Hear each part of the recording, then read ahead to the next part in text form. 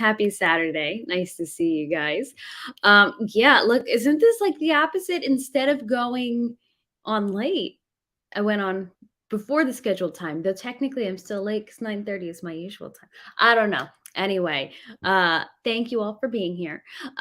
So 'Cause yeah, a little catch up, right? I think a little catch up's gotta go on tonight. It's been a few weeks.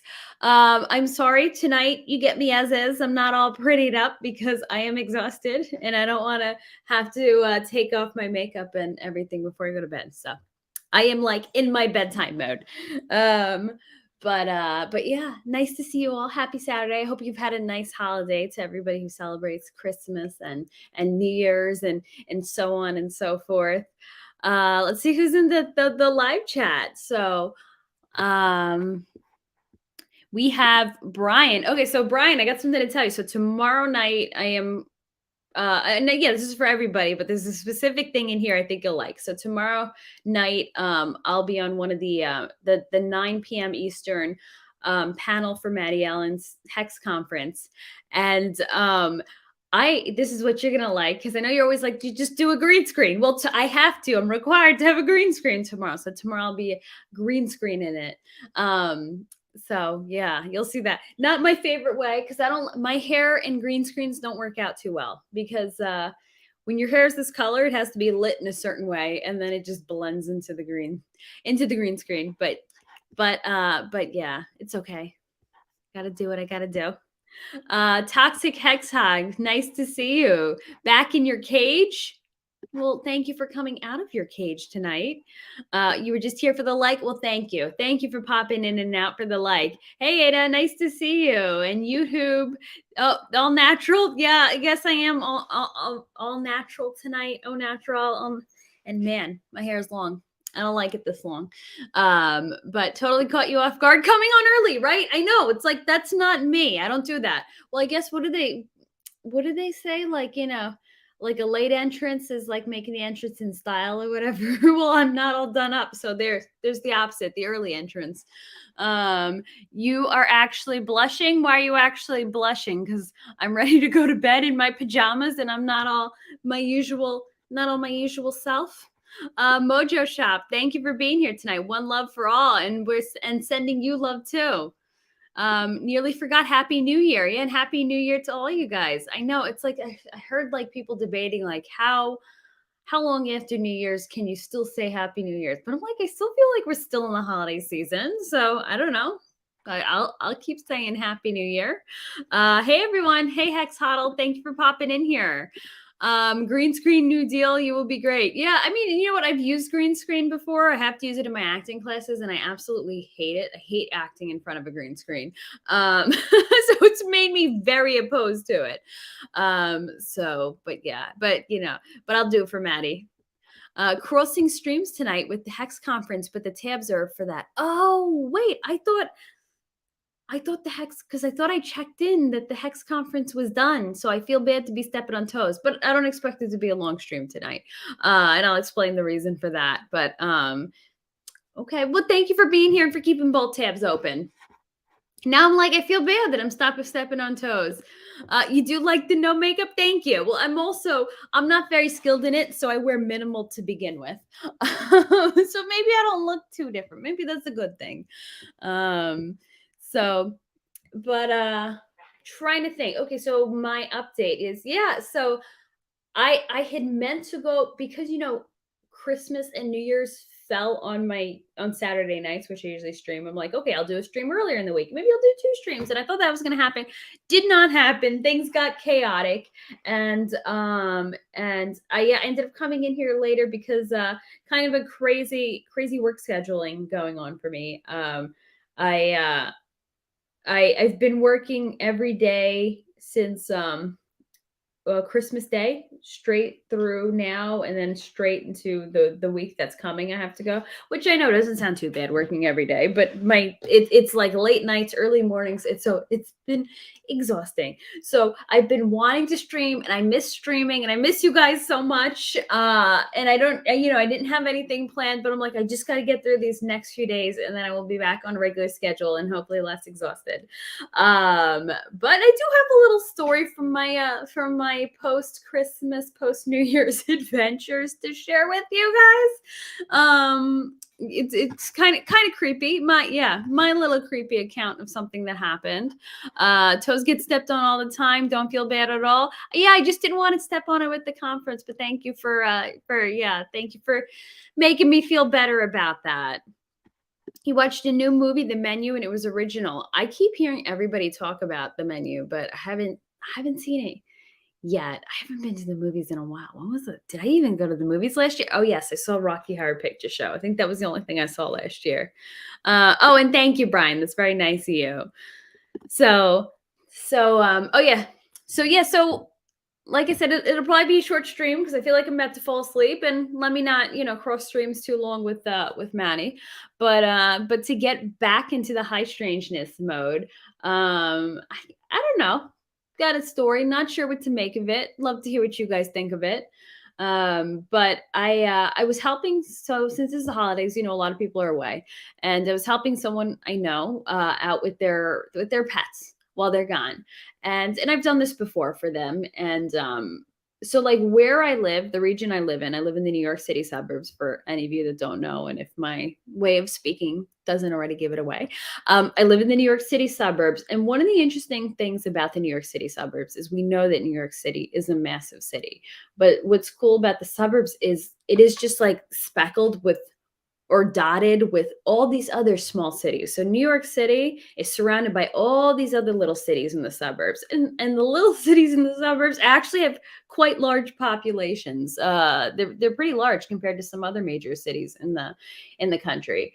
Like Yonkers would be one of them. And like I think population wise, it's like 250,000. And that's outside the city. So I think it's pretty big. But anyway, so I'm in one of these small cities outside New York City, and these people live on a dead end street. And the dead end street across from the house is a nature preserve. So even though we're in a little city, we, there's still nature preserves. There's still a lot of green space.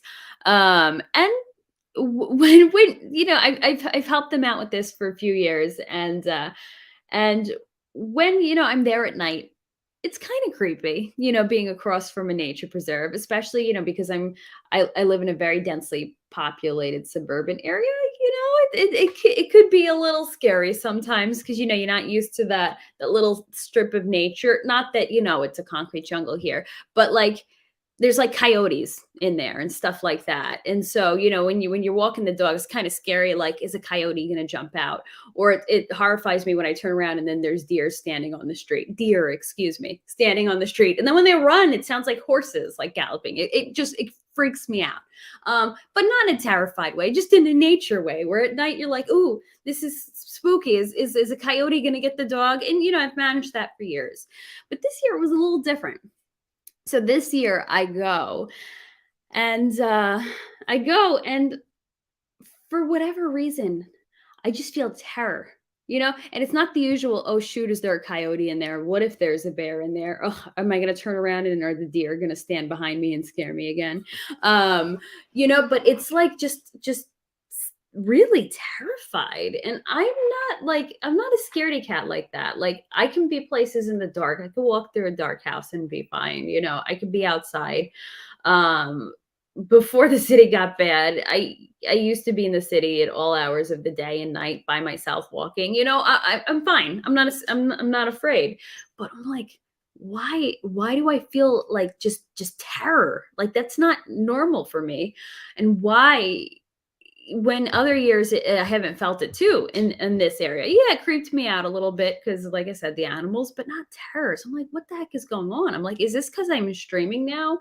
Somehow, is it getting into my head and is it freaking me out? And am I thinking about Bigfoot and this and that? Like, I'm trying to dissect it, but it doesn't make sense. But I'm like, no, I don't like pick up on things that might be scary and then like take it internally so that I'm like horrified. So I'm like, this is still not the norm for me.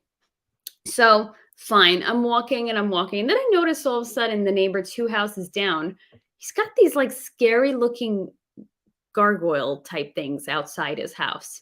And his house is like, it's kind of creepy looking. There's like these trees that look like sticks, and like really stick like, not pretty trees, like really close to the house. And the frame is painted like dark colors, but it's not like the house is dilapidated. It's upkept, but it's just the framing. It was very strange. But I'm like, oh, that's new. I've never seen that before. I'm like, and they're really creepy looking. But okay, I kind of just dismiss it and I keep going on feeling the terror that I'm usually feeling that I'm not used to. And I'm like, oh, this is weird. Okay, whatever. So one day I'm walking the dog I'm out in front of his house and I'm snapping pictures of the gargoyles to send to my parents and be like, hey, check this out. Isn't this weird? And I guess somehow he saw me or sensed me outside and he came outside. Um, and started talking to me. He said because he thought maybe I was somebody he knew, whatever. So he's like, and then he corrects me. He's like, they're not gargoyles, they're griffins. Like, okay. But he's like, which are like gargoyles in the same family, and they're 150 years old from like, I don't know, somewhere in Europe, Sicily, France, I can't remember. And he's like, oh, would you like to see the rest of my collection? Is in the backyard. And I'm like, sure, why not? Okay, so I go into his backyard with him. And I don't know, some people might think that was not a smart move, but I'm like, okay, we're outside in the open. So I go into his backyard and he shows me the rest of his statue collection.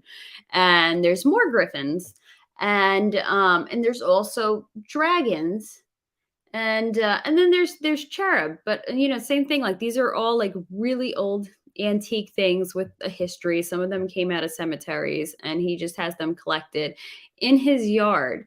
And it's kind of like, okay, it's a little off-putting because like if you start to look at imagery and occultic imagery, gargoyles have certain symbolism and are representative of dark, or certain ones, griffins too, dragons.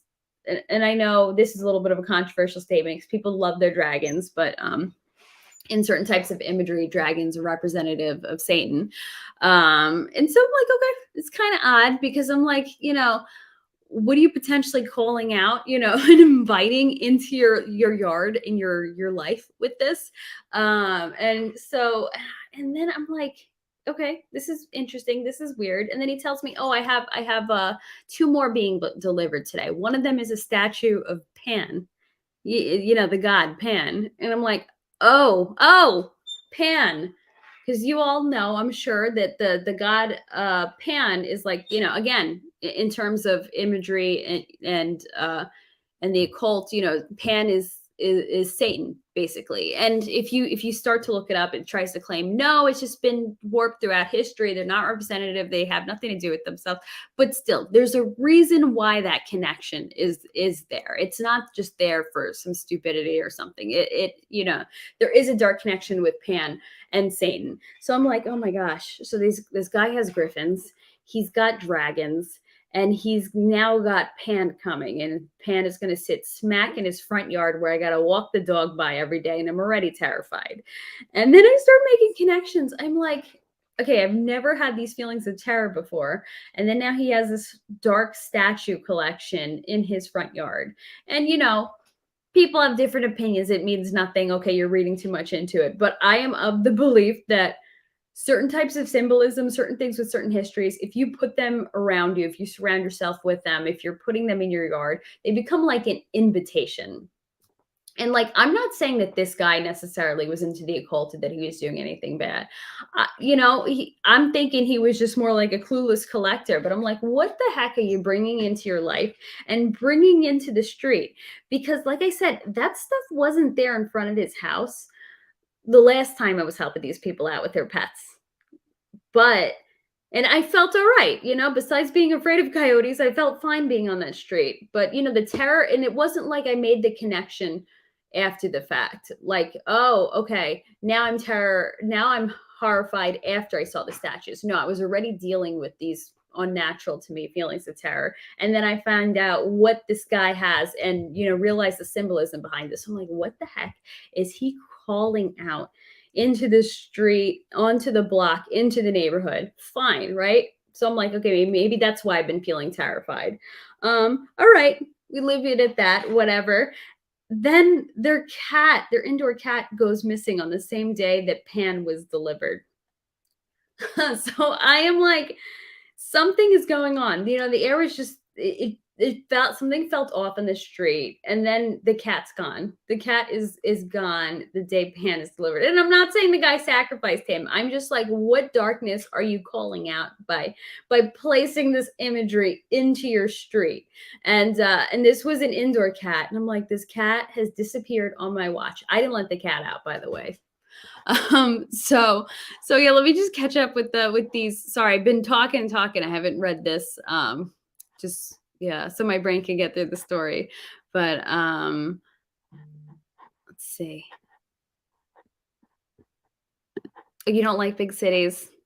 Well, the little cities are fun. Yeah, and Brian, you know exactly what I'm talking about with these small cities around here, Yonkers.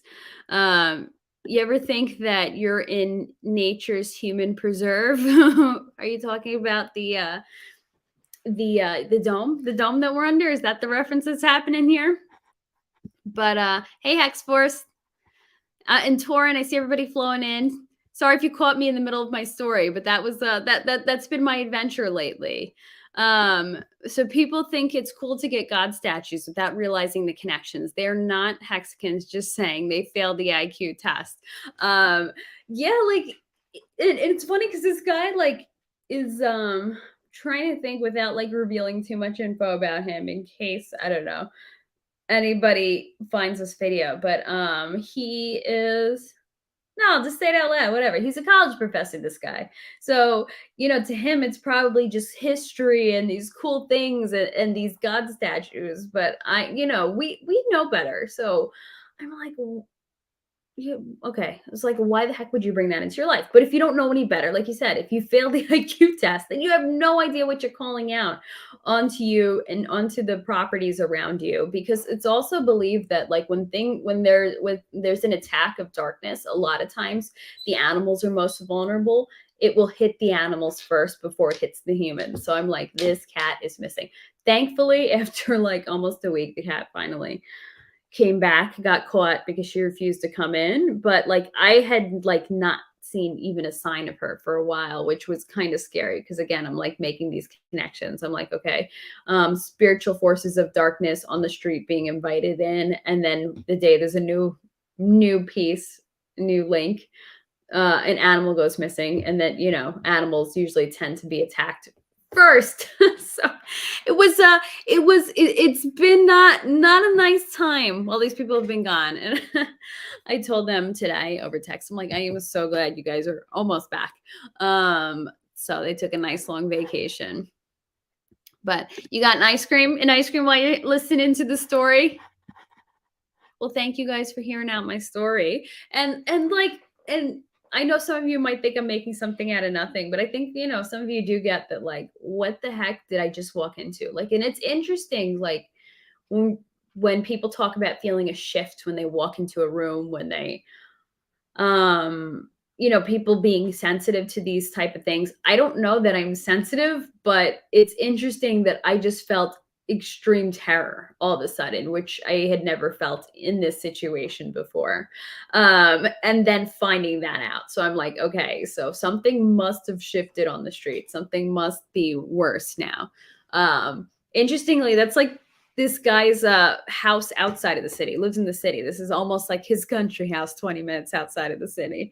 But yeah, his neighbors, I think, find him a little.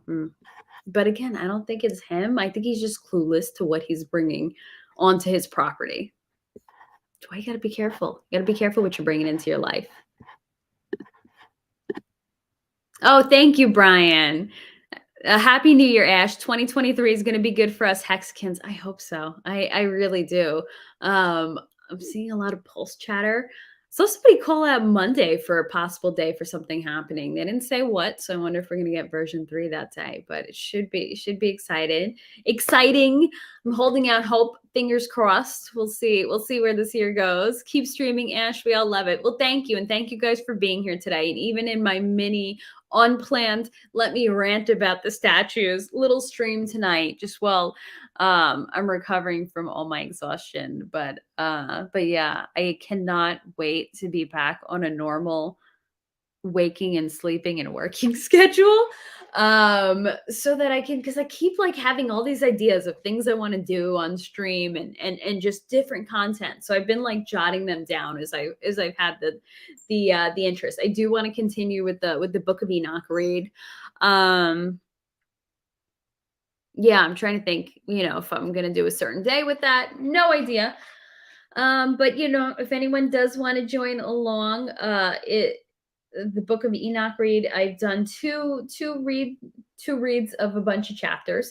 So you can find that in a Book of Enoch playlist. We are reading from the R.H. Charles translation, and I have on hand. Oh, it's maybe not up here, but Michael Heiser's his companion to the Book of Enoch. So if you need to reference something, I have links in the description to anyone who might want to purchase any of the books that we do talk about. They're affiliate links. So any it's like commission that goes to me if you guys purchase any of those links, even if you just click the link and buy something else, like tuna fish or whatever you can order from Amazon spam, I'll still get a little commission. So yeah, so thank you so much, Brian. That was really kind of you, and thank you guys for being here tonight. So yeah, so it was a short mini stream, but so what is today? Today is Saturday.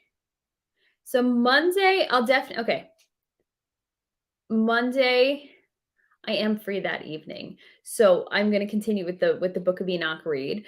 I have a guest that we were talking about some interesting happenings on the Hudson River here, and some of the river towns and their connections with the occult and just the darkness over some of these towns. I had spoken to somebody who had an interesting experience with that on the western side of the Hudson River. So she said she would be willing to come on and tell her story. So I have to get that scheduled with her. So yeah, so continuing the Book of Enoch stream, I had some other ideas, some other people I want to reach out to and do some streaming with. But for 2023, I you know I'm thinking about two different kinds of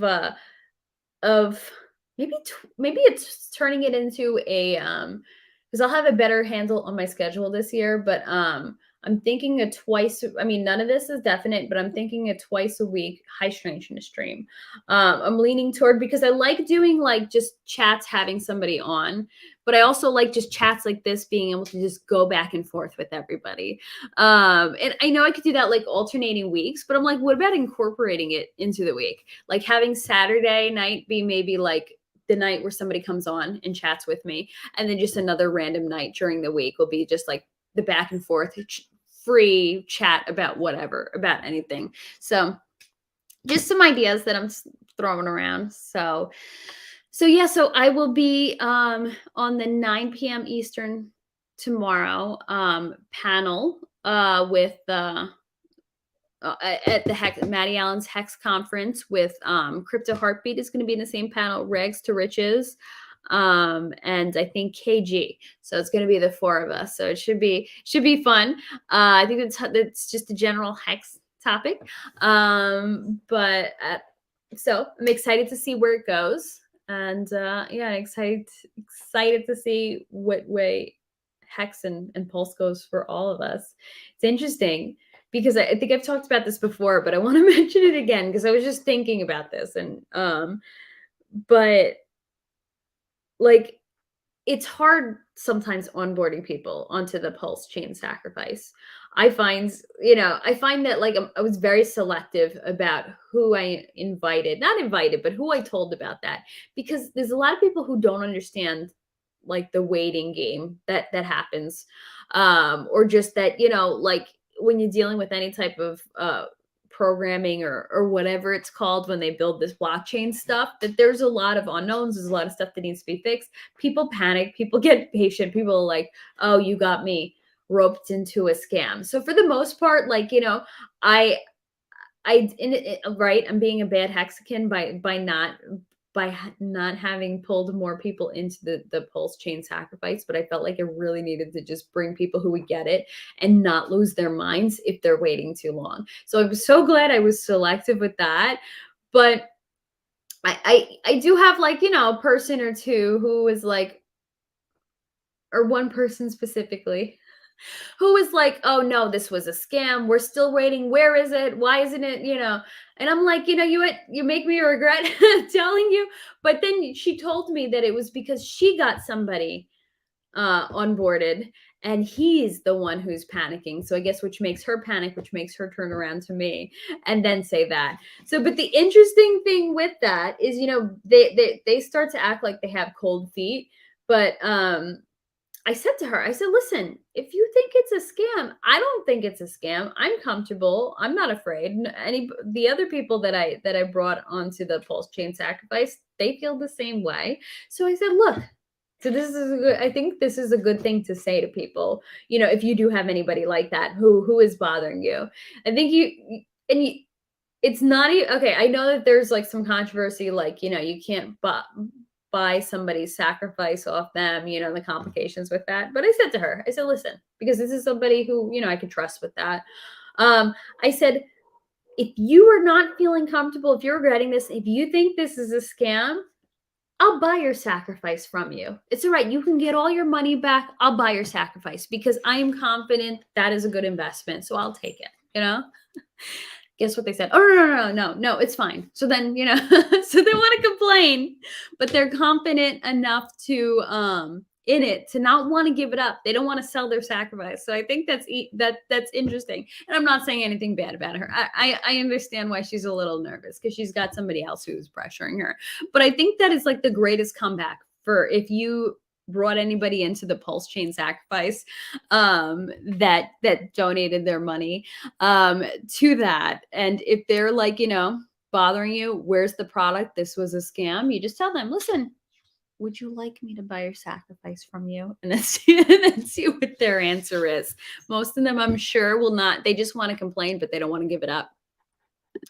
Oh, which river towns? This one specifically, Nyack, because I didn't know Nyack. I mean, because all the river towns are pretty creepy, but Nyack apparently has some stuff going on, which is very interesting. My conversation with her, so I can't wait to have her on and throw some questions at her and have her tell her story.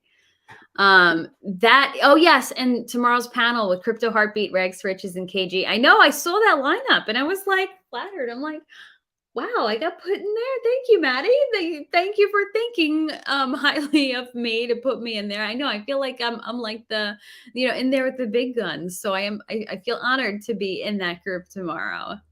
Um Let me at her if she thinks it's a scam or him. I could set them straight. Never offer to buy their sacrifice, Ash. The sack is on them.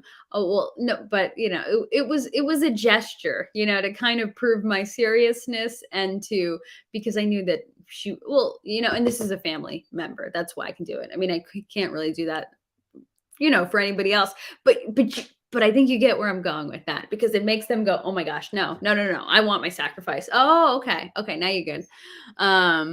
Can't wait to watch this later. Replay gang. Well, thank you, Drix. I'm sorry, there's not too much meaty, juicy content in this. This is kind of just a catch up, but yeah, I would love that replay if you're willing to play it back.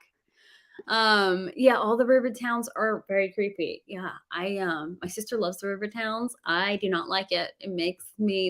They're just eerie. And not just because of the history. There's something about it. So catch up. Did I say it like ketchup instead of catch up? uh Find another gesture, just saying.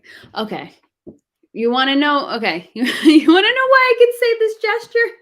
And I will reveal it. I don't think she'll be too upset if she watches this. That was my sister. That was my sister. So, the way sisters interact, I say, "Look, sis, we don't call each other sis. I'm just hiding her name. If you're really that upset, I'll buy your sacrifice off you." She's like, "No, no, no, no, no, no, no. I'll keep it." So my point is, I'm not making fun of her. I'm just saying that, like, I think people who are newer to this get a little nervous and have cold feet.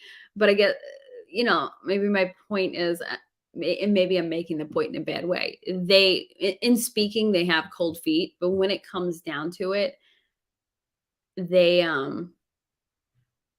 you know, they still want to be in it. they just have to vent about it. But when the rubber meets the road, absolutely not. They're happy they sacrificed. And no, I mean, I would never buy anybody else's sacrifice. Sounds like an excellent way to lose money. So don't get me wrong. I'm not saying to do that, but just just like that conversation just shows me where people are at. People just got to vent. Pulp Fiction joke. I've only ever seen that movie once. But I was thinking about Kill Bill lately a lot. I love Kill Bill 1 and 2. Calling their bluff. Exactly. That's what I'm doing. It is a calling a bluff. So maybe I explained it the wrong way. But no, I know some people have somehow managed to buy other people's sacrifices. So that was my way of calling somebody's bluff because they wanted to vent. And then basically I'm like, here, let's put your money where your mouth is. Are you willing to give up your investment? No? Then maybe don't complain because apparently you're happy you made that investment if you don't want to give it up. Exactly. Thank you, Ada, for helping me find those words. You figured it was my sister. Yeah. Well, yeah, because you have a bunch of siblings, right? So you have I know you have a brother and a sister. Do you have multiple brothers and sisters? But that dynamic. You know it. You got it. Okay. Yeah.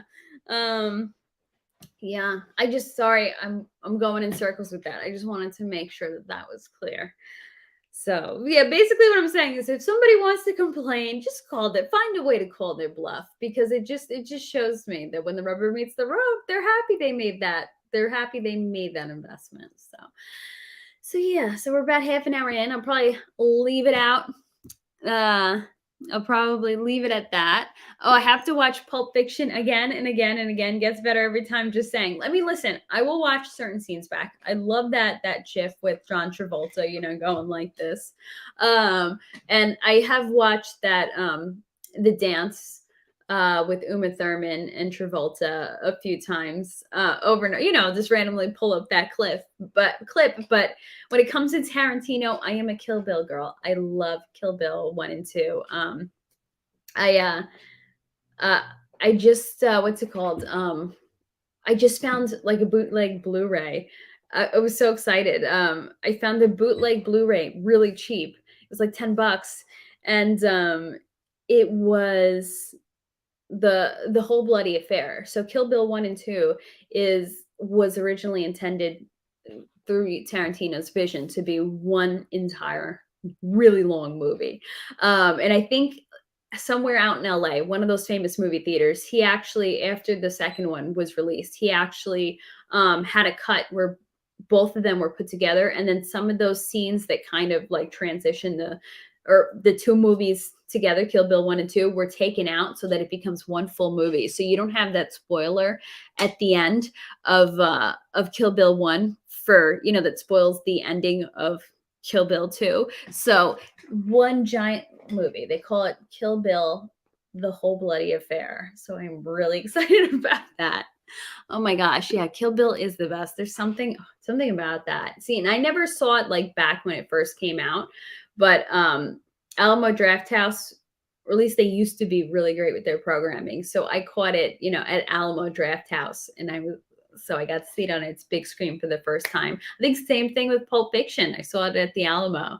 Unfortunately, Alamo's programming sucks now. I don't know if it's a bankruptcy or if that's a local issue, but yeah, so I am so grateful because of like Alamo. Like I've gotten to see a lot of classics that I had never seen before. I got to see them like for the first time that I was viewing them. I got to see them on a big screen, which is a cool opportunity. Like all the Nightmare on Elm Streets that I've seen, the first time I saw each of them got to be on the big screen, which was cool because it was released. They were released before I was born. Majority of them. Except for like the really newer ones. So it was a nice opportunity to actually like have that be my first experience seeing some of these movies. And then also like some of my movies that I really like to be able to go and see them on a big screen.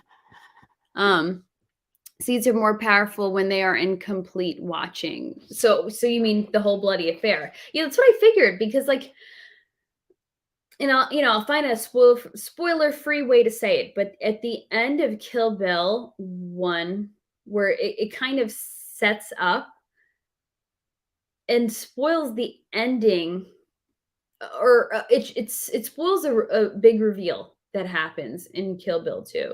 So, which I think makes the reveal less powerful. It's still a powerful reveal, but it makes it less powerful. So the fact is, when they're putting that together, they're cutting that spoiler out, which I think was unnecessary, but I don't know if that was the way that Tarantino tried to hook people for Kill Bill 2. But I think they also take away the bride's opening monologue for Kill Bill 2. Because the thing is, if you're doing the whole bloody affair, you don't need the opening monologue that sums it all up, which is too bad because I do like that opening monologue.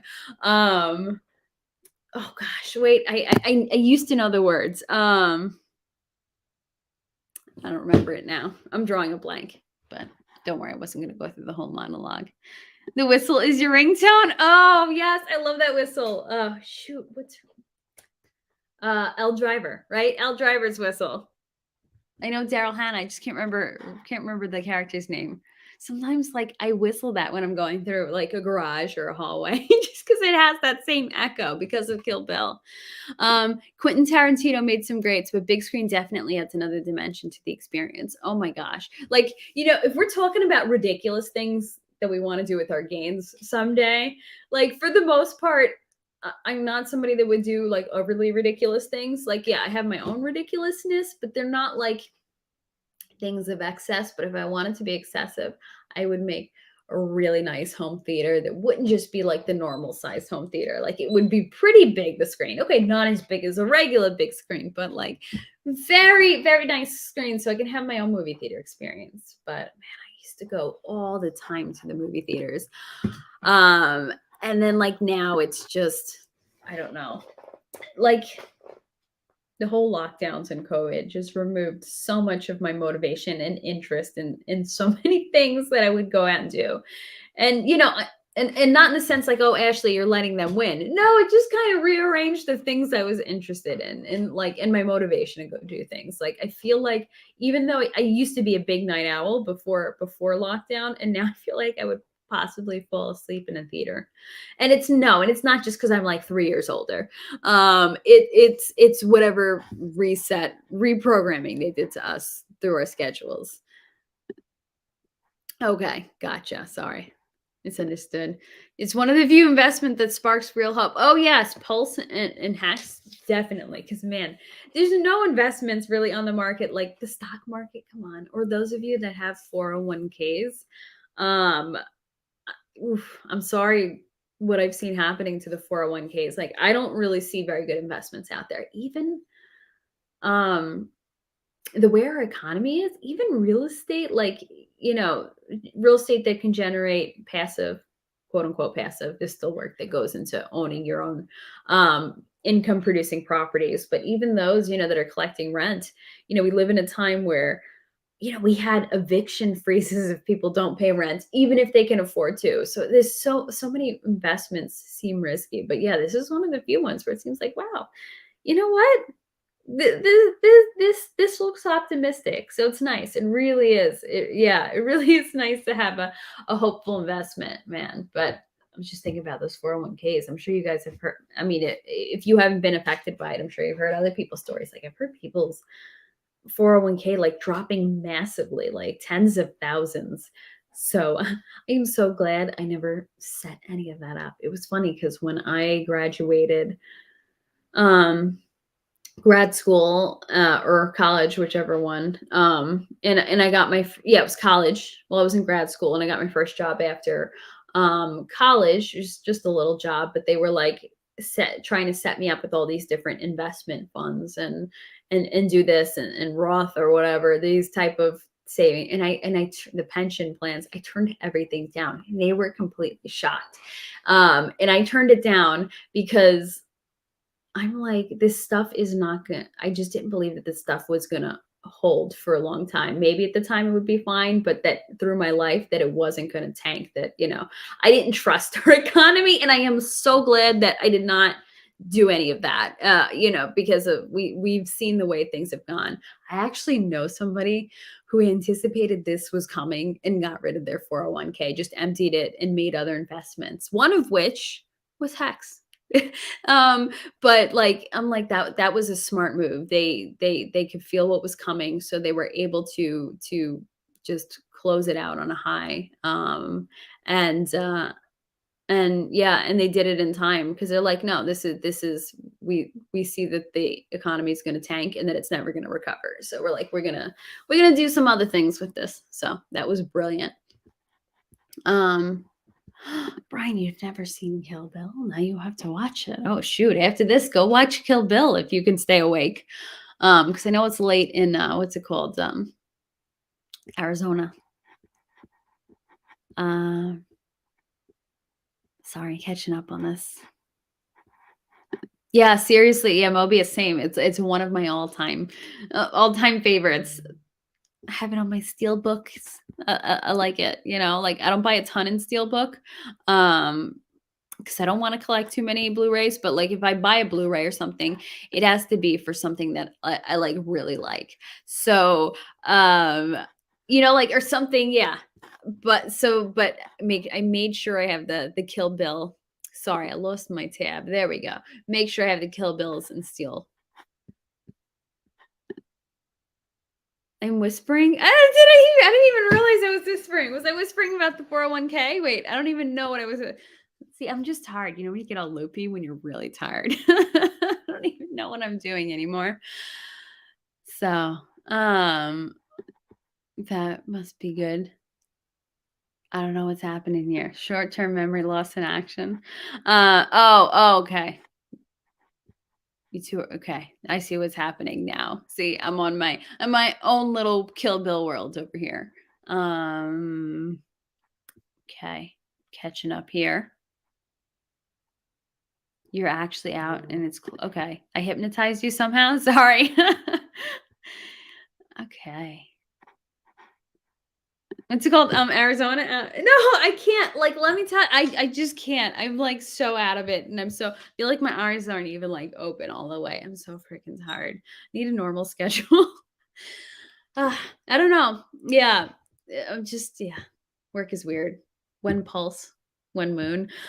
Um, I'm not gonna be irresponsible. I just want to have the freedom to work jobs I like that have schedules that are convenient to me and to do things I like. And just like I'm sure you all, yeah, want the same thing for yourselves, man. Because yeah, I am over this job that I'm currently in, and man, it sucks trying to look for other jobs, like the job world, and is very strange. It's very weird when you look into certain things and the require. I'm trying to find a veiled way of saying this, but like, what is up with mandates on work from home jobs? By the way, have you guys ever seen that? I'm like, you're in your own home, not talking to anybody. Somebody I know, she works for a hospital in her own home, and they still like mandated her, to do things. I'm like, that's weird. I don't know. So I just don't like the whole job market at the moment. Everything's weird. And then, I have multiple degrees that are supposed to be decent, but like they don't translate to everything. So yeah. So one pulse. One pulse. Yeah. What am I on? I am on no sleep. I went to sleep at 4 last night, and I woke up around 7:30. So that's what happened. And I had my 8 shots of espresso today, to help my brain work. Not that it wakes me up, but to help my brain work. It apparently didn't work. Um, you have both Kill Bill movies on your server. Watch them tomorrow. Yes, yes. And then please let me know what you think of Kill Bill. I am over this job. I know, but see, I know I'm not special. Yeah, it should be on a t-shirt because I am not special. Everybody's over their job.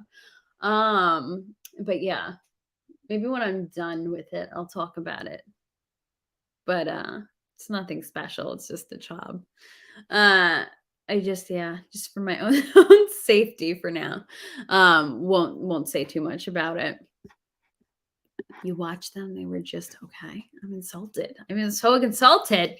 Just just okay. Kill Bill. Maybe because you have to watch it in the movies. Um, freedom isn't to not have to work jobs you like. You work them because you like them.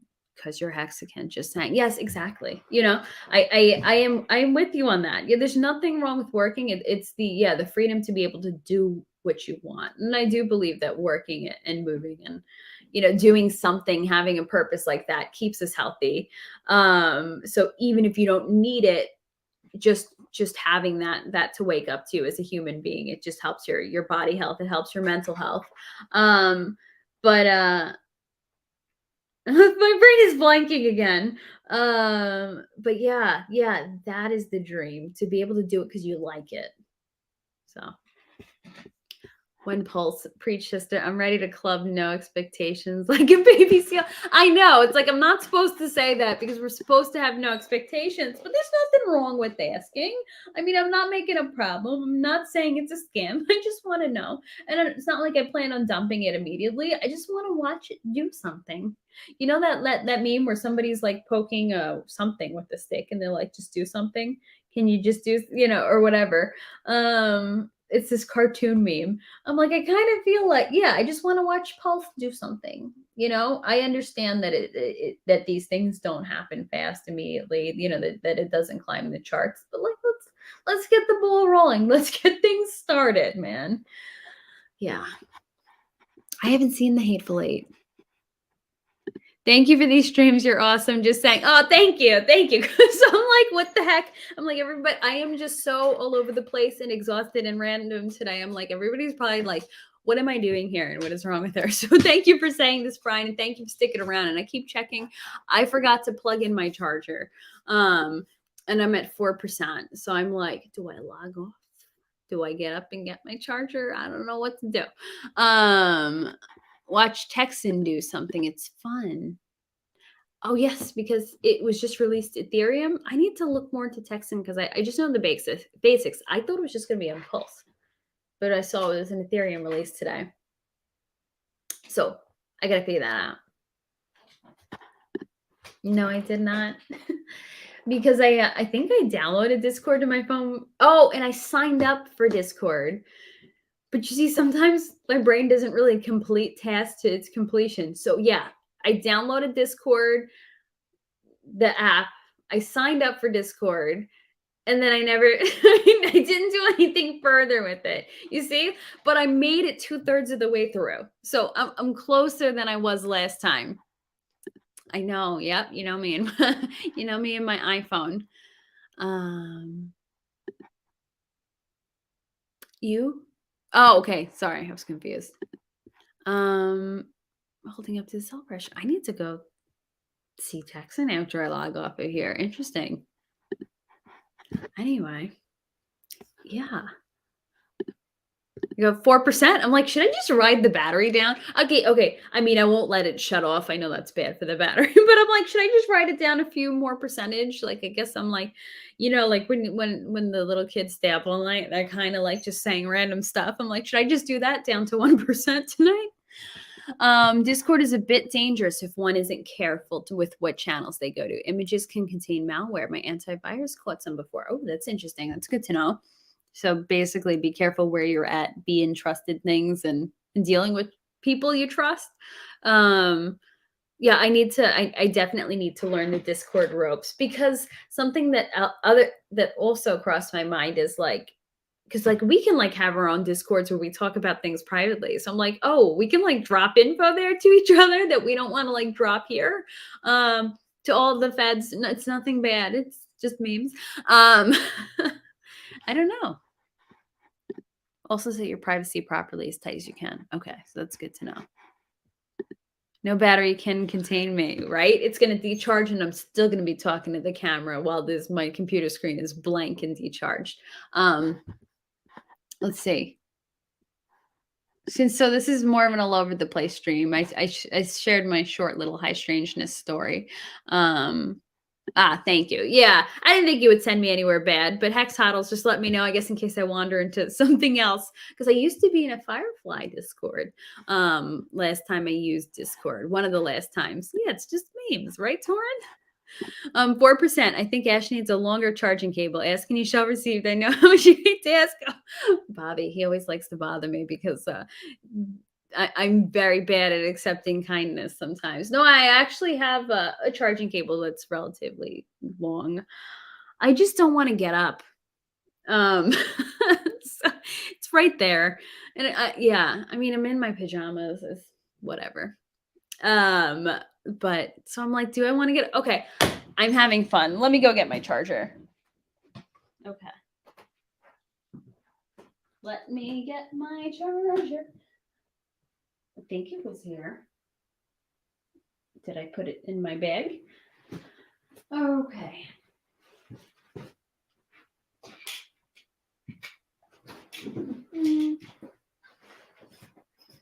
Okay, sorry, I'm looking inside my bag. Yep, I had the charger in this bag. Alrighty, well, let me charge it up because I want to hang with you guys.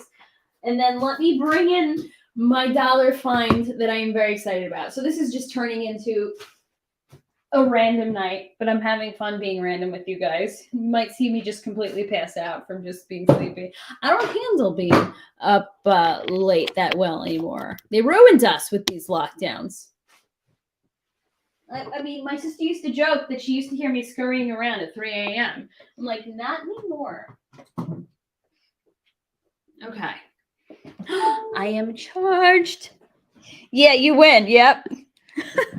Except I have no water here, so then I'll probably just start dehydrating and disappearing because of that. I mean, leave. I mean, I will leave because I feel dehydrated. Let's see.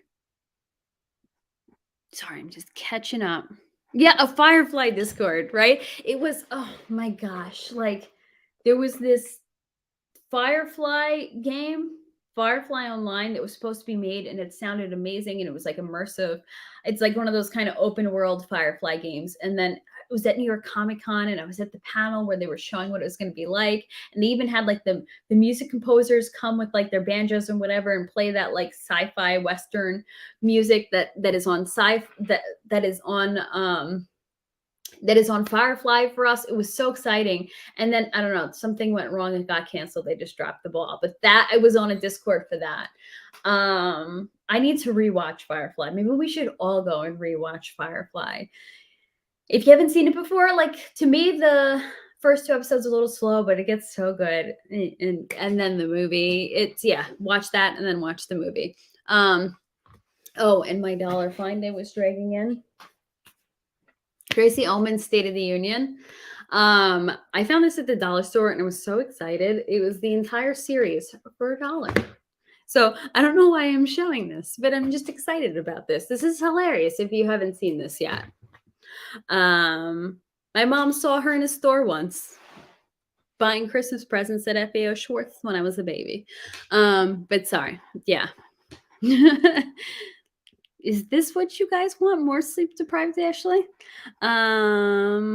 What is honest? I don't know what's honest. Oh, that I'm in my pajamas? Yeah. Oh, yeah, you missed the beginning, Bobby Hexelrod. I was like, I am exhausted and basically ready to go like right to bed after this is done. So I have no makeup on. My hair is just like this. And I'm gonna sleep in this. It could go either way, this outfit, but today it's cozy and good for sleeping in, so I'm gonna sleep in this. Let's see. Sorry, I'm just catching up. Did you guys know one of the murdered students from Idaho came from a Mexican family? Yeah, I heard about that recently because people were like really dragging her dad for wearing that hex cap, and they're like, "Look, he's shilling a coin when his daughter died." But people are like, "That was his daughter's hat. He's wearing his daughter's hat." I guess as a way to honor her. But I'm like, you know what? Just leave it be. I don't understand what the everybody fighting about it is. I'm like, he's. I doubt he's he believes that Hex is more important than his daughter. I think he's just honoring what his daughter's into and just happening to wear a hat. Like, why do these people have to dissect it? Because you want to know why? Because these people who are causing problems online, I forget his name. I'm sure you probably saw his tweet, but like he probably already hated Hex, and and Pulse and everything, and he's using that as an opportunity to drag everybody, drag the father, drag everybody in the community, which is kind of terrible because it's like, oh no, you're accusing the father of using her, I don't know, the daughter's death to promote Hex, but you are using this murder to promote your hatred of Hex. I don't know. Very weird situation, and it's very sad. I don't know a ton about the murders, but I heard a little bit here and there. Isn't it terrible? I don't watch the news anymore. I mean, okay, not watching the news is a good thing, but you know what I mean. Let's see. Yeah, okay. Was that his name, Eric? That big account, that Bitcoin account, I think it was, that made that comment. Yeah, a lot of people posted some nasty stuff. Oh, you saw Firefly years ago? I think it's always worth a rewatch. I think so. I think it holds up. And the first time I saw Serenity was at the Alamo when they put it back in. They had a Serenity movie party, and they gave us a little foam plush of like the Serenity of the Starship Serenity. Sorry, I'm like jumping back and forth from talking about these murders to the Serenity. And then we got these little cups with the Fruity Odie girls on it. It was very fun. It was a really good show.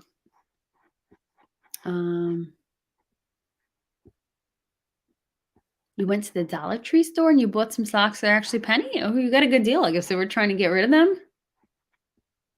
Oh, you forgot to watch Firefly? Yeah. Go watch Firefly. You were like, wow, that's the least expensive socks you've ever bought. Puns, very punny. The real Ash is the best Ash, just saying. Well, I mean, this is all of them are wait, so you're saying this Ash, the sleep one is the real one? The half sleep one? No, they're all real. They're just me at different points in the day. With different things in my body. Like more caffeine or less caffeine. Though I have the same amount of caffeine as usual, but you see that the caffeine doesn't change the no sleep. And I have to be awake early. I gotta go to work at 7:30 tomorrow. One of my clients' dogs bit me too. So I'm not having a good time. The Ash Next Door. Sounds like a horror movie. Okay, you try to insert it into any word possible. So does everybody just think you're like an occultist because you're talking about Hex all the time?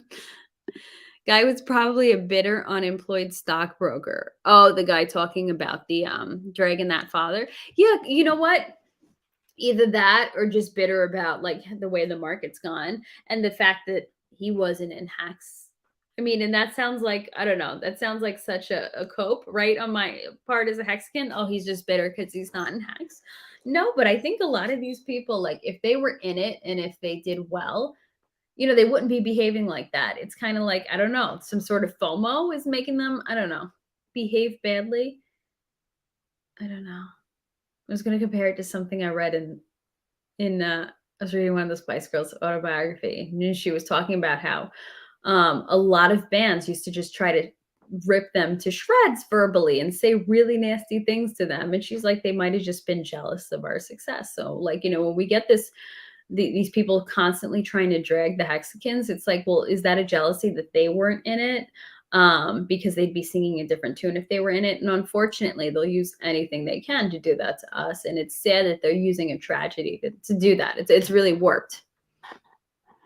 Yeah. I know, right? It's such a bummer. It makes me sad. Oh no! Oh my gosh! I'm going from talking about the tragedy to laughing and saying makes me sad. No. Anybody's confused. Anybody who might just be listening and not looking at the chat. I was hopping from talking about the tragedy and the people that are using that to rip Hex, and then I was just responding to Bobby Haxelrod's chat. He said work at 7:30 a.m. Yes, that is upsetting to me too. Just the circumstances for now. That's what I think. I'm like, okay, it's just a phase. It's just a stage, right? We just got to get through it when we're working a job or something we don't like. And listen, I feel really terrible saying that because I am grateful to have work. even if it's not ideal in many ways. Like, yeah, because like, gosh, you really start like seeing inflation. It's like, okay, what I'm making hasn't gone up, but it's really disturbing when you go in. Gosh, when gas was like at $4, I mean, it was disturbing to pay that much more because it's like, okay, things were already tight. Now they're even tighter. It's also scary because I went and bought eggs too, and I guess I wasn't paying too close attention to the price. And my mom heard, and she's like, "What? What is? They're that much?" So yeah, so so like I said, I'm grateful, but you really see now like the effects of it and how stuff isn't keeping up with it. I don't know, man. It's just we're living in some weird times. The Expanse on Amazon is a really good sci-fi series. Oh my gosh.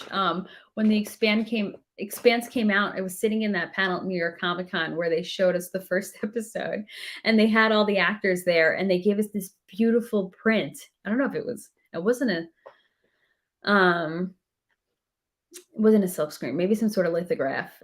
And then a lot of us who were in the audience when they were leaving went around and just collected signatures on this print. I'm not much of like an autograph seeker, but I'm like, cool, I have this cool print and all the actors there. So I went and got it signed. But I wasn't impressed. I wasn't into that first episode. Or was it a clip they showed us? But I'm like, at some point I have to revisit it. Because I know it's considered like one of the sci-fi greats.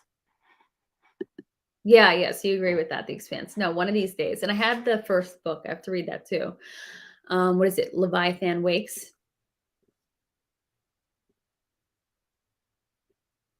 Sorry, now I'm starting to fade because I need something to drink. Water, not alcohol. Hex samples include hexcellent, hexiting, extraordinary, hexception. You really work on this hex huddle, don't you? Really, really putting a lot of thought into it. So they totally think HH is a cult. He brings his game everywhere. Props. Who is HH? He brings his game. I'm missing something. Oh, maybe I'm too far behind now. I don't know. You should try zeolite. It detoxes the body of all the metals, but the big benefits is the REM state sleep it induces at night. Very lucid dreams. Oh, you know what? I don't think I need the lucid dreams. No, honestly, I do sleep well. That's not the lack of sleep. I could lean back here and just fall asleep. It's yeah, had other stuff going on last night that I had to take care of. So that was what kept me up late. But no, thankfully sleep in that way is not an issue because I'm in that I am grateful for. But I've heard great things about zeolite because somebody once said people who like apple cider vinegar is a great detox, but if you can't handle apple cider vinegar, then zeolite would be the next option. So that's where I've heard it talked about, which is pretty cool. Only the powder form, though. Liquid doesn't have a high enough dosage to make a difference. Thank you. I've always meant to look into zeolite because the vinegar makes my tummy hurt. Gas is still over $4 here. I haven't paid too much attention to what it is here. I think it's 3 something. Where are you at that it's $4? Yeah, I'm pretty sure we don't have 4. Oh, you have to get premium, so that doesn't help. That's probably it. You know what I used to do? Yeah, I mean, yeah, you can tell gas prices used to be lower. I used to put premium into my like entry level hatchback, let's call it. It wasn't an expensive car, but I used to put premium in it because I noticed it started just like idling rough. And I put that in it and it just changed the way that car idled. Man, if gas was still what it used to be, I'd be putting premium still in my car. But I do like that premium gas. I've heard people be like, oh, it's a myth. It's a thing to get you to spend more money. No, I'm telling you, my hatchback felt completely different when I had premium in it. People were always like, I think they were always a little, at the self-serve. I'm not the self-serve, the full serve, a little taken aback. Oh, okay, they should put premium in this. Not that it looked like a clunker. It's just, it wasn't like a BMW hatchback or anything. You just filled up today and premium was $4.65. I was like, yeah, it's kind of over 50 cents in the last couple of weeks. Yeah, I like how they brought the gas down before the midterms and made everything. I mean, we know their game, but for the idiots that don't, they brought it down. Oh, look, gas went down. Oh, midterms, they got what they wanted. Back up. Did I just say Putin? I don't know what I said. I didn't say Putin. It must have said something sound like Putin. Um, let's see. I don't know much about Zen. Well, I was wondering. It crossed my mind. I'm like, you trying to flex that you have some sort of nice exotic car or something expensive, but then you could have been like me, putting it in your entry level hatchback. I'm trying not to dox my car because I still have that car. I kept it, even though I have a different one, because it was just it was well taken care of. It's an '07 that is under 100,000 miles, and I think some people consider it to be like that it's going to be a collector's car, and I freaking love that car. Um, but though actually it's on my Instagram. So if you follow me on Instagram, you've probably seen it there. But yeah, I like that car, and I put premium in it. It was considered the entry level car for that car brand, or something. Yeah, something like that. But it was the middle of the road model for that make and model. So at least it was, yeah, it wasn't the bare bones one. Oh, so it gets better gas mileage too. You see, because I just noticed that it felt different and it felt better. And even when I switched back to regular, that hard idling got better. Or maybe that was also, maybe I was using a better kind of gas that cleaned not cleaned it, but kept it cleaner. I don't know. Um, been getting up early out here, Ash, starting to nod out. Yeah, well, I'm probably gonna nod out soon too. So let's see who let's see who stays the longest, Brian. It's gonna be a competition.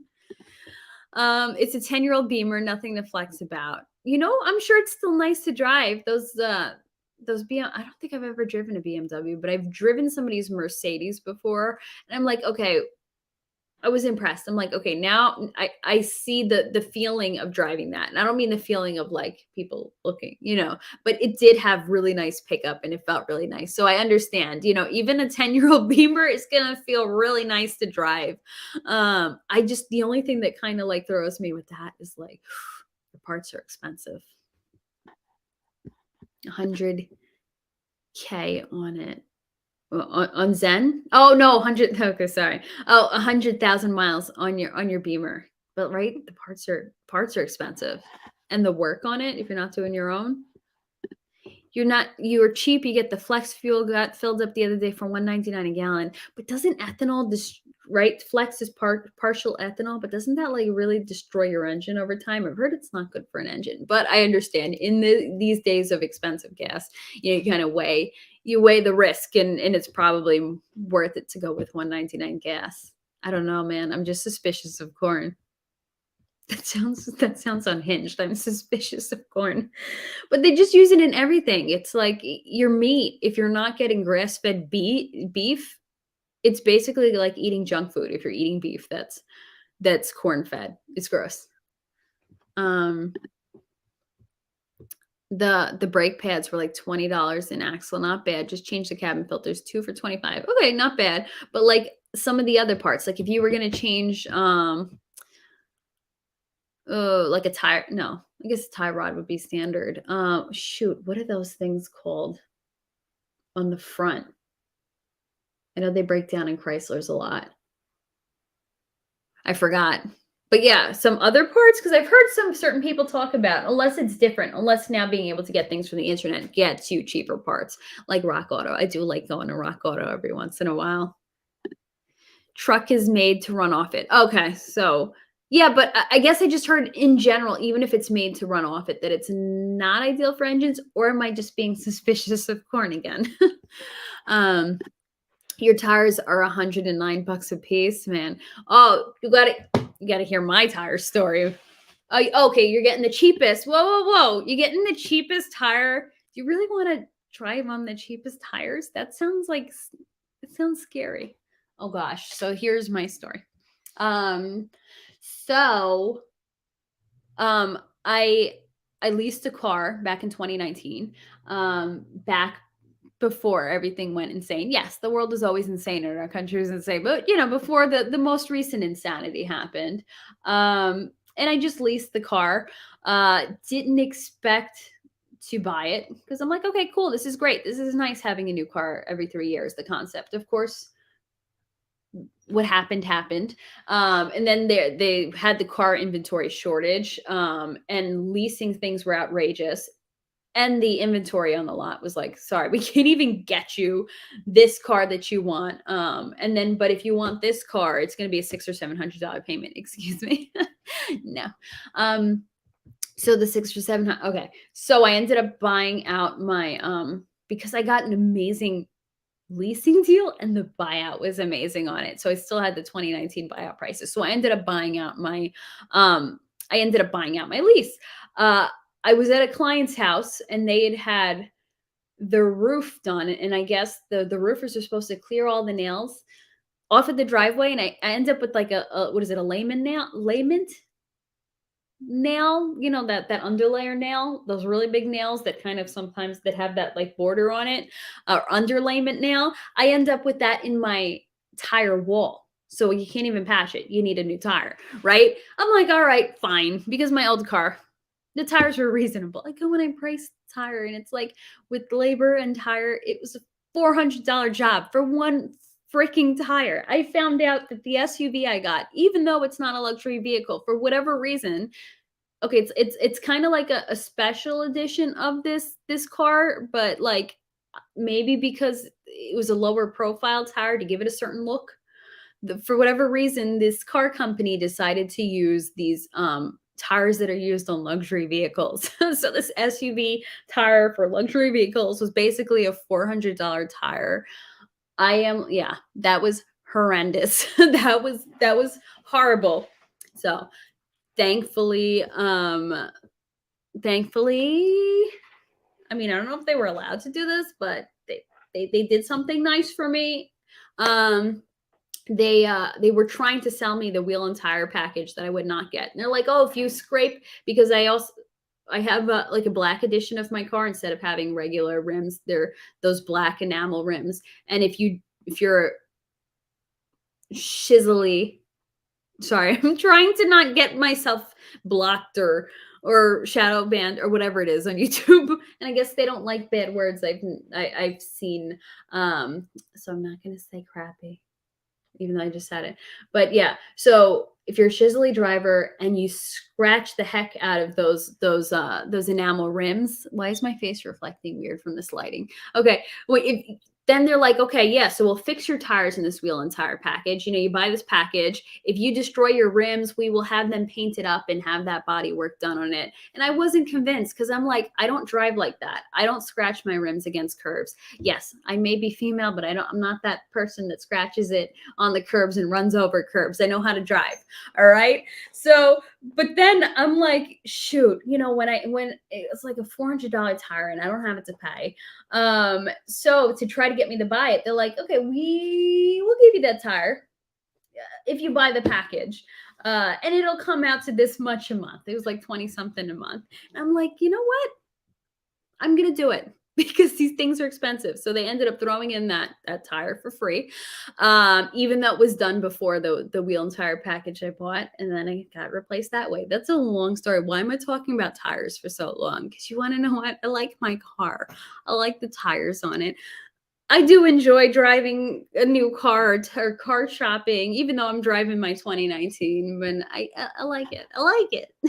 So, um, you don't drive often, but at least you got one, right? It's nice to have the vehicle, even if you're not using it all the time. I do like Rock Auto. My grandfather was like this really like top mechanic in our area. He was like the mechanic that the other mechanics would go to if they were stumped and couldn't figure out a problem. And he introduced me to Rock Auto. And I remember we used to buy parts together on there. It was fun. So now when I need something, that is one of my places that I'll go to. So new channel, Ashley's Garage Talk. Stay tuned. I like a little bit of everything. I'm all over the place if you haven't noticed. You've gotten some parts for Rock Auto from your older Beamer, like the head gasket, etc., but it didn't help back then. Oh, didn't what the prices back then? But maybe now. I'm wondering now the competition of like all the online stores will help things out. Yeah, Amazon does have, and sometimes you do have to compare prices. Like I think I noticed that I wanted to get a new cabin air filter. I wanted to get like a really nice allergen filtration one. I think it was like a Bosch, and it was pretty expensive on Rock Auto. And I saw that Amazon had it a little cheaper. I didn't buy it yet, but I'm like, okay, that's nice to know. Yeah, I guess my grandfather's mechanic, certain things you just pick up, and I don't know, I'm intrigued in all different things. So, your son has a 2000 528i, and the radiator hoses were like, oh, 500 old, were cracking and leaking. $500 replace, but so easy to work on and find info to do the repairs. And the cool thing that I've noticed now is YouTube.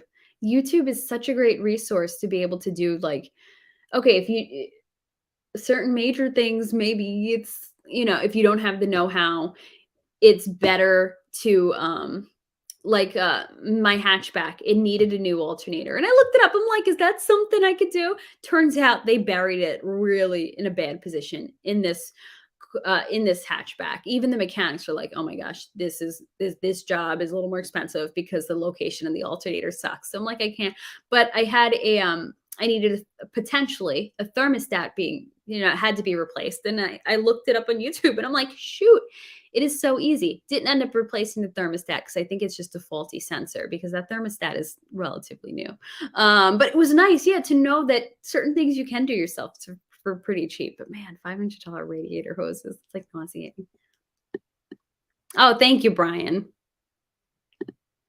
You've had the worst problems with new fire stains stones though, and really good luck with the right Asian tires. I have constant tire issues anyway. Yeah, I'm starting to realize when it comes to tires, like, again, I don't know tons about tires, but like, we get fed like, oh, that these are the best, Firestone, Michelin, like there's certain tires that seem to be advertised more and more in our faces. And I've come to learn, I'm like, oh, there's a okay, maybe to car people, they're not lesser known, but to your average person like me, like, I guess I knew those big names. I didn't know about like Pirelli or Cooper, or Ventus.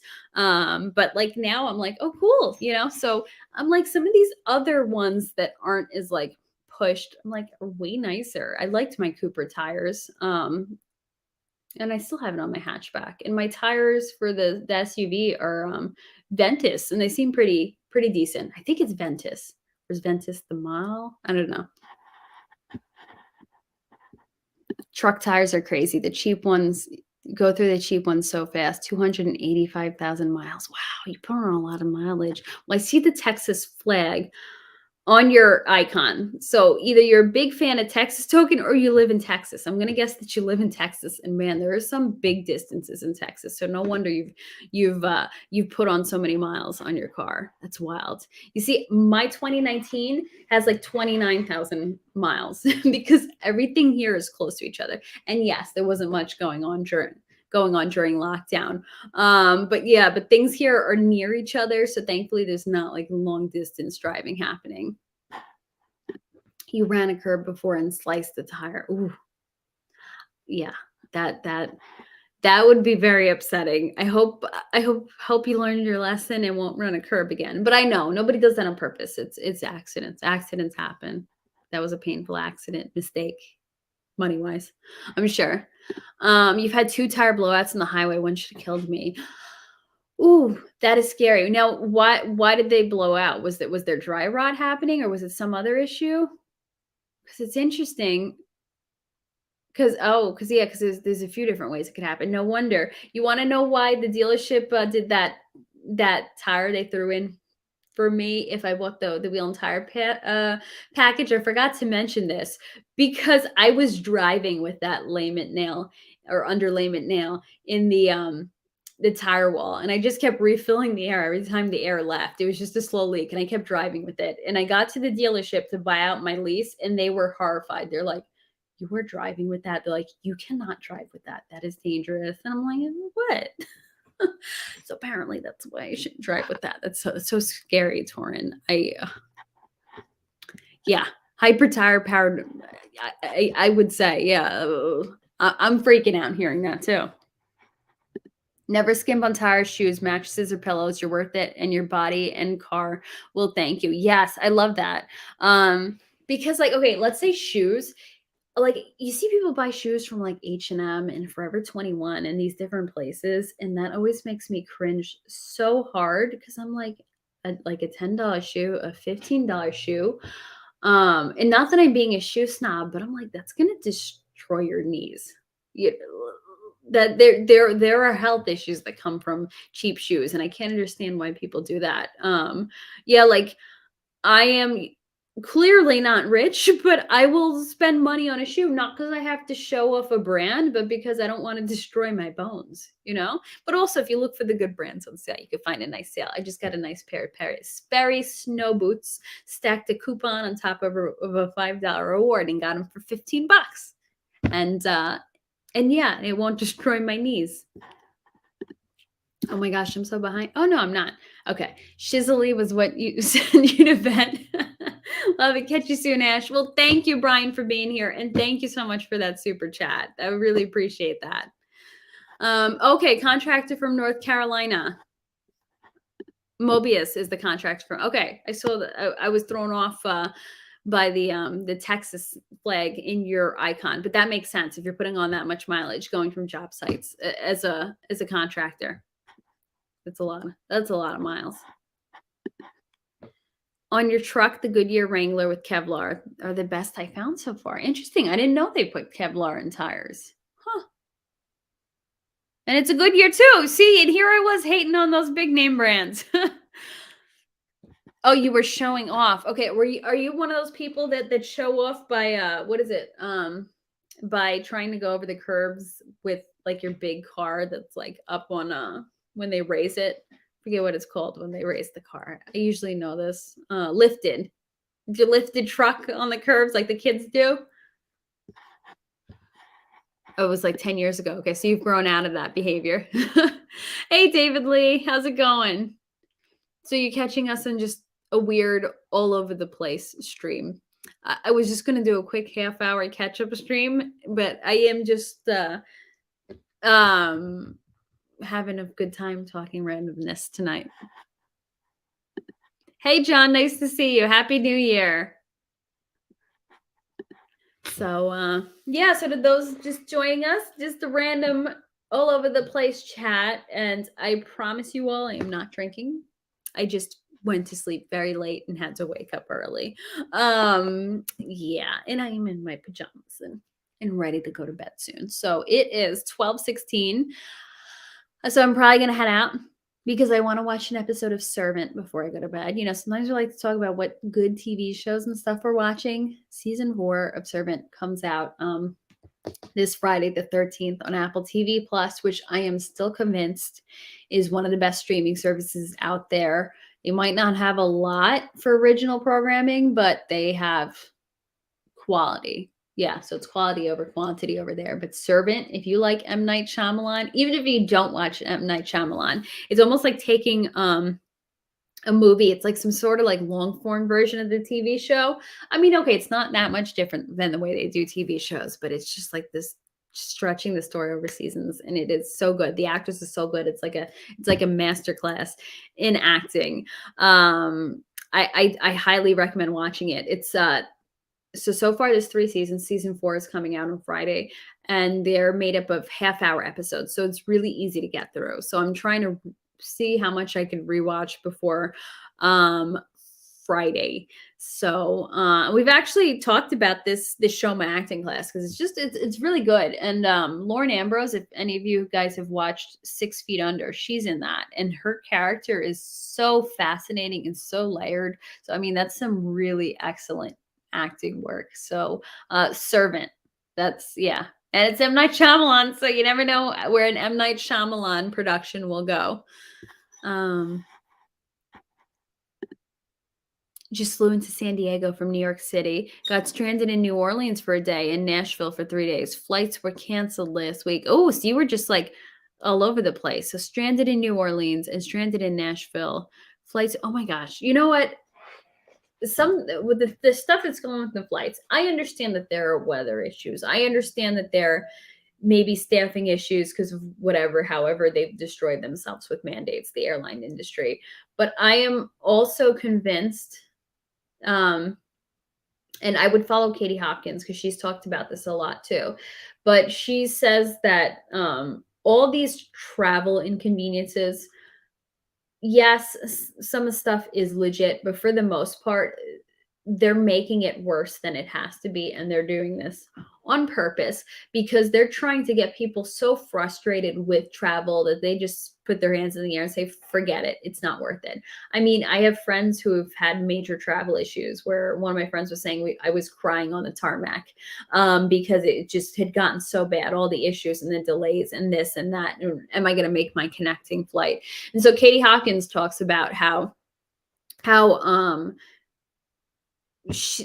it's intentional. It's intentional because they want people to throw their hands in the air and say traveling is not worth it. It's such a hassle. It's such a headache, and they want that because become to make to be like a WEF reduction of the things we do. You'll own nothing, you'll be happy, but also they don't want us going out and venturing out of our environment. They want us, like Agenda 21, living in our small walkable communities is the buzzword they like to use. So they just want to be the elites that travel. So they're trying to make it as inconvenient as possible for us so that we'll just give up and not do that. So Katie Hopkins does talk about that a lot. And I get a kick out of her because first of all, she's canceled, very much canceled in really terrible ways. They've treated her really terribly. And she's been in a lot of danger from just the way people are. But so she's canceled. So she gets to say whatever she wants, and she's not afraid to say whatever she wants. And one of her big targets is the WEF. And in all their initiatives. And so yeah, Instagram is the only place though she is at. Instagram and YouTube. So I would follow her. Can you please get an alien doll pops up behind you during the streams? Even an old school ET would be funny. Oh, my old school ET was on the shelf.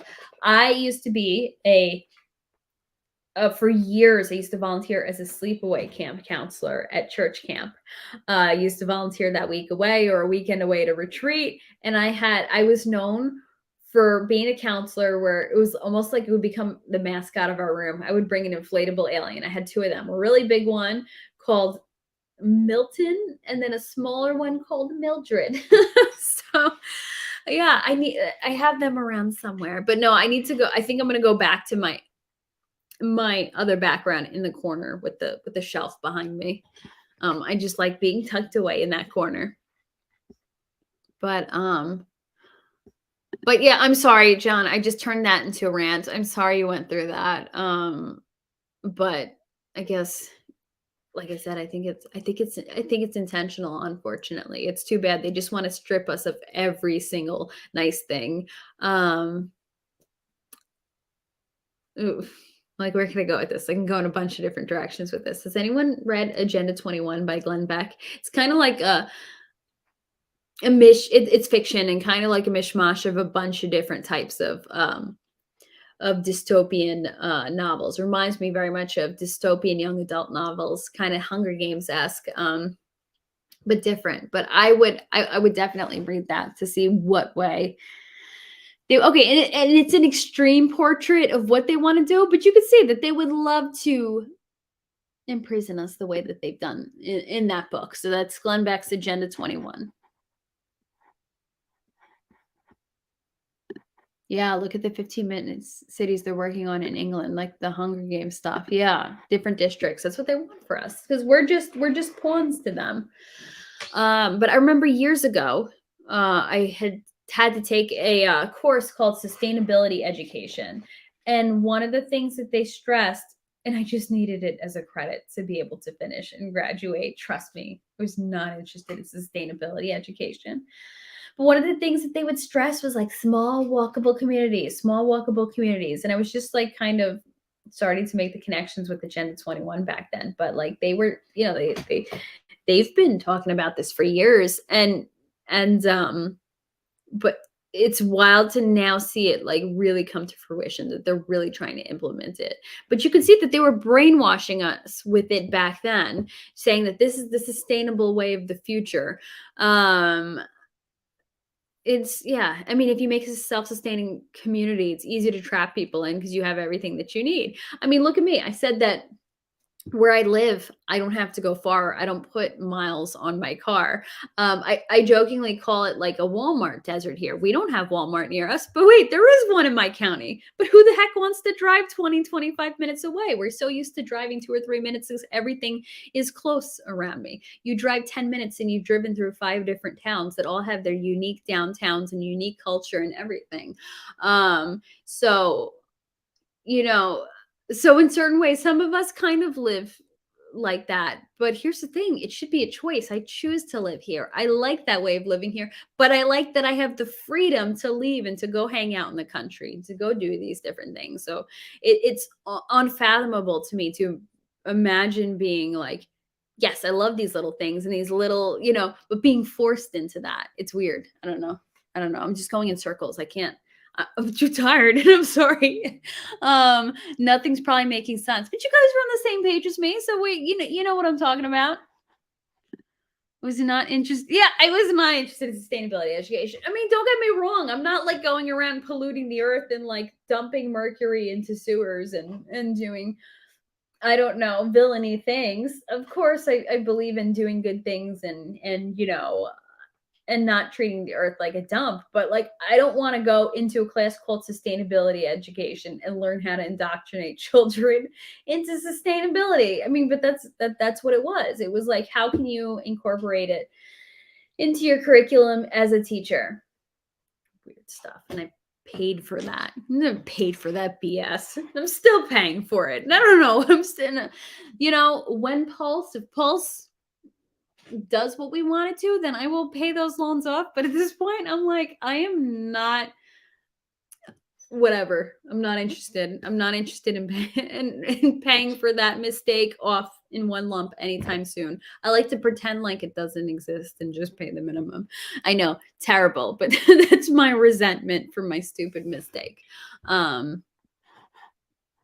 speaking of stupid mistakes, I'm yeah, okay. Everything's meant to be. I was meant to get those degrees. I had to work in teaching to make me realize what I wanted to do and what I like to do. But yeah, but no, I'm all for like don't push kids down that road. The trade school is a good thing. I'm gonna try to go to trade school next month. I gotta call. I'm gonna call and see if there's some scholarships. But I'm gonna aim for that. I still want to act, but I would love to have some skills too. Real skills, real world skills. So we will see how that goes. I'll keep you updated. Maybe I should turn that into a video series, a TikTok series, a YouTube short series, whatever it may be. I'm gonna put Tracy Ullman up there. Okay, Tracy.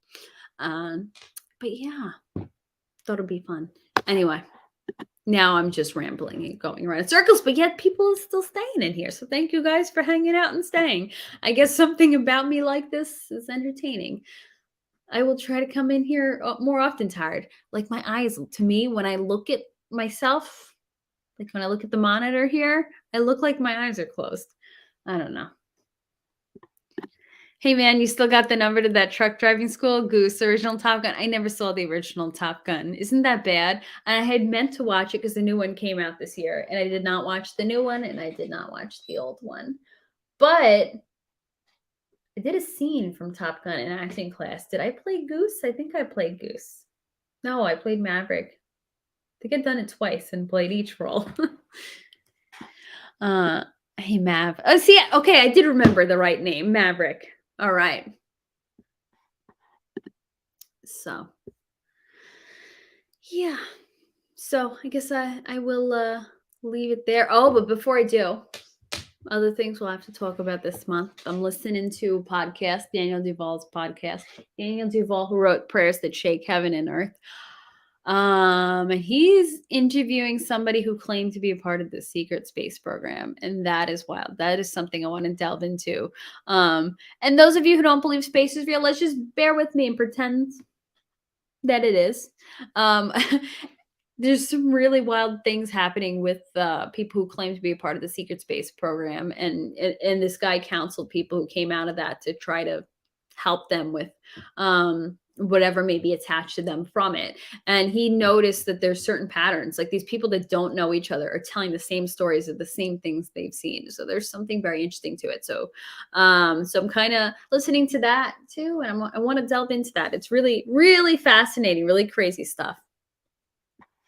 Um, your wife went and got her master's for library information science, got her job, yet less than 2 years, she got sick of the liberal BS and quit. $25,000. Poof. Oof. Is that how much she paid for her master's? And it's really wild that, like, to be a librarian, you need to get a master's to do that.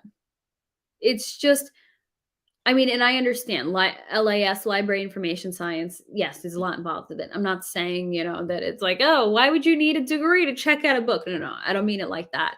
But I mean, why won't they just take a bachelor's in it? Why do they need to now send you for your master's? Like, yeah, it's all rigged. It's all a scam. And I'm sorry now that you're stuck with that 75,000. Um, and I know what was it? They Before the midterms, they promised to wipe away 10 grand, which is like nothing, a drop in the bucket. Now they're like, oh no, it's unconstitutional because they got voted back in, so they're good.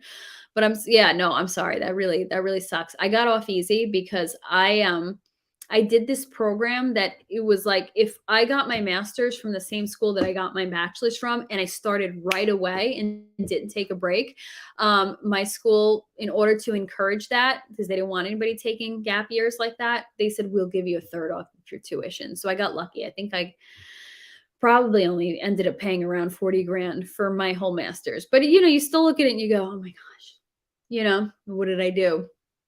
But it was meant to be, because you know what? It really was eye-opening and really educated me in certain ways. And I want to get into talking about homeschooling and how I want to be able to support is something I've been thinking about for years, but maybe this year I want to jump into that, being able to support homeschool parents and kind of set things up and help with curriculum and help them learn how to do it for free. Because some people are like, oh, you have to buy these $500, these $1,000 curriculums. No, you can do this entirely for free. And I know some of you are homeschoolers and know how to do that, but there's a lot of people who want to, but they're afraid, they're stuck. So I want to look into helping people make that transition and helping people figure out what works for them. And like I said, it's something I've thought about for years, but it's like, okay, you know what? This is probably a good time to do it, because when I first started thinking about it, less people were homeschooling. I mean, it's always been on the incline, homeschooling, but like, especially now with everything that happened. Kirk Cameron did one of his local, what's it called, storybook hours in my county, and it was like a big deal, and a lot of people showed up. And I was one of the people that showed up outside to support, because I thought there was going to be nasty people protesting. Thankfully, there was no protesters. But I was talking to a parent, and she was like, we spent a year in Florida. So the kids like, one of her sons did fourth grade in Florida, and now he's in sixth grade. He's like, moving back here in sixth grade, he's learning stuff they learned in fourth grade in Florida, because Florida didn't shut down. I'm not saying Florida schools are amazing. I know that they have their issues, but because Florida never shut down, they're now ahead of a lot of parts of the country because they didn't lose all that instructional time. New York is like repeating stuff you should have learned in fourth grade, and they're repeating it in sixth grade because they lost so much freaking time. So parents are just pulling their kids because they're like, no, absolutely not. Oh, man. Yeah, my stream is more comfy than the sausage fest at the conference. The ladies part and the Papa part you watch, though. Oh, is that Papa Boner? I always want to say Boehner, but it's Boner, right? Uh, but well, I will be on the conference tomorrow, so come to the one I'm in. No, but I'm sure there's a lot of great information to be gleaned. I got home after it was over, so I haven't had a chance to watch it. I'll have to look at some replay. Richard C. Hoagland, secret space program. Oh, this Art Bell interviews too. Okay. I was looking at the Daniel Duvall podcast on it, because he actually did that. It's like, I guess, deliverance ministry he does for these people. It was interesting, because one person that said she was in this secret space program, like there were like bloodline things going on in her family, like Illuminati, and I don't know if it was Masons, so it's like they target certain bloodlines. Really fascinating. So I'll have to look into them too. The librarian job is probably one of the easiest ones, so might as well crank up the requirements. Oh my gosh, it's ridiculous. It really is a racket. Oh wait, okay, sorry. I thought this was I thought this was Moby's talking. I was confused. I'm like, you're saying your wife's no, but here's the thing. Here's the thing, Hex Hoddle. Like when there's a librarian job and they have the ones that that they you know that you need a degree for, those aren't the regular people who are just like who are just hired to check the book out and put the little paper receipt back in. Like the people with the degrees, like the people actually running the library programs and working on certain like information stuff and resources stuff. So I understand that there is a certain amount of training needed for it. I just don't understand why that just can't be accomplished by a bachelor's or an associate's, because they want it because oh, you need all the other requirements. Oh, take a class like this. What are those stupid extracurricular? I don't know. They want to add in a bunch of extra credits. And probably if you just focused on straight up library science or any type of degree, you could learn it in 2 years. My biology degree, it was basically 2 years of study. The other 2 years are all like the BS credits and electives they want you to take before that. Yeah, so there is a lot of fat that could be trimmed in different degree programs. So she hated it. Basic manager babysitting position. Okay, so she wasn't doing all that programming and stuff we talked about. Oh, that sucks. Yeah, it's a lot of money to pay to have to end up to be a babysitter. It's kind of what teaching felt like too. Almost all the CEOs of the tech sector are dropouts. Facts. Some college and some never made it to high school. Disruptors and going to disrupt the educated will work for them. It really is because what was it? The Rockefellers, they designed the curriculum because they wanted to program people to be obedient workers, and they wanted workers to work in a certain way and not question the narrative, and that's what you're getting out of school. So you homeschooled for all the way through. Oh, that is awesome. Yeah, so like I said, I knew there were I know okay, good. So you did say Bobby. I didn't want to out you. Okay, yeah, because I know Bobby Hexler was a homeschooler. Mobius, I didn't realize you were a homeschooler too. That's awesome. So Bobby says you're homeschooling your girls. It's a game changer. You're leaning harder into unschooling, but I digress. Yes, I am all for the unschooling. Like, cause at first, like when I would hear, I'm like, it doesn't sound like kids are going to lose, miss out on certain things, but like unschooling, it's the people who let their kids run wild and do nothing that makes unschooling look bad. That was what I thought unschooling was. Now I understand that unschooling is more self-guided learning. You're still teaching your kids important things and that they need to know, but you're kind of letting them guide their own education. You're supporting them along the way. Once I understood that that's what that is, you're basically it's like informally designing a curriculum around a child. When I realized that, I'm like, now I get it. No, so I'm more on the unschooling page. I love that you're doing that.